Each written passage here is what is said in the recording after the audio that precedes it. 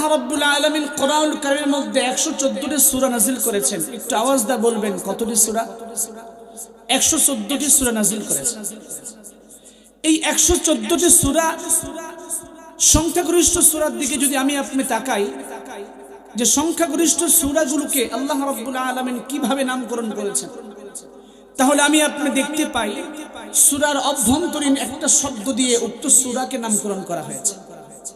যেমন কোরআনুল কারীমের সর্বশেষ সূরা হচ্ছে সূরাতুন নাস। কুল আউযু বিরাব্বিন নাস, এটা হলো ওই সূরার প্রথম আয়াত। আর এই আয়াতের শেষাংশে যে শব্দটা আছে নাস, এই নাস দিয়ে এই সূরা নাসের নামকরণ করা হয়েছে। বুঝাইতে পারছি? এবার যদি আসি ফালাক, কুল আউযু বিরাব্বিল ফালাক, এই সূরা ফালাকের প্রথম আয়াতের শেষের শব্দ ফালাক শব্দ দিয়ে এই সূরাকে নামকরণ করা হয়েছে।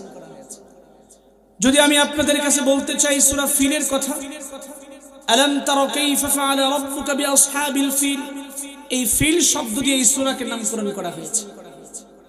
যদি কুরাইশের কথা বলি, তাহলে এই কুরাইশ শব্দ এই সূরার অভ্যন্তরে আছে, সেই শব্দ দিয়ে এই সূরাকে নামকরণ করা হয়েছে। কথা কোন ঠিক কিনা?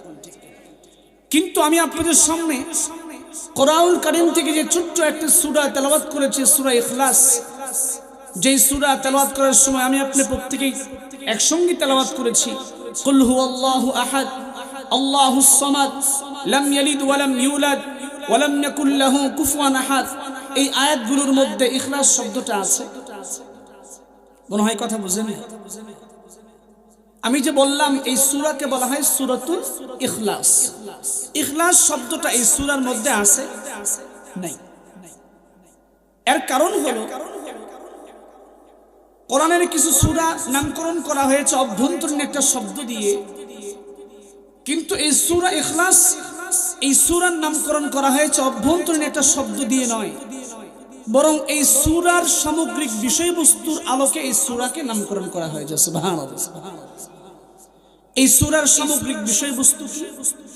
এই সূরার সামগ্রিক বিষয়বস্তু হচ্ছে যে আল্লাহ রাব্বুল আলামিন এই সূরার মধ্যে তার একত্ববাদের কথা বলেছেন, তাওহীদের কথা বলেছেন, এবং খালিসভাবে তাওহীদের কথা বলার কারণে এই সূরার নামকরণ করা হয়েছে খালিস থেকে সূরাতুল ইখলাস। সুবহানাল্লাহ। ইখলাস মানে খালিসভাবে আল্লাহ রাব্বুল আলামিন এই কুল সূরার মধ্যে, ইখলাসের মধ্যে তার তাওহীদের কথা, একত্ববাদের কথা আল্লাহ রাব্বুল আলামিন এই জায়গায় বর্ণনা করেছেন। সুবহানাল্লাহ। প্রিয় ভাইরা আমার, আল্লাহ রাব্বুল আলামিন কোরআনুল কারীমের মধ্যে যতগুলো সূরা নাযিল করেছেন, এই সূরাগুলো দুটি ভাগে বিভক্ত করা হয়েছে। এক নম্বর হলো মাক্কি সূরা, দুই নম্বর হলো মাদানী সূরা।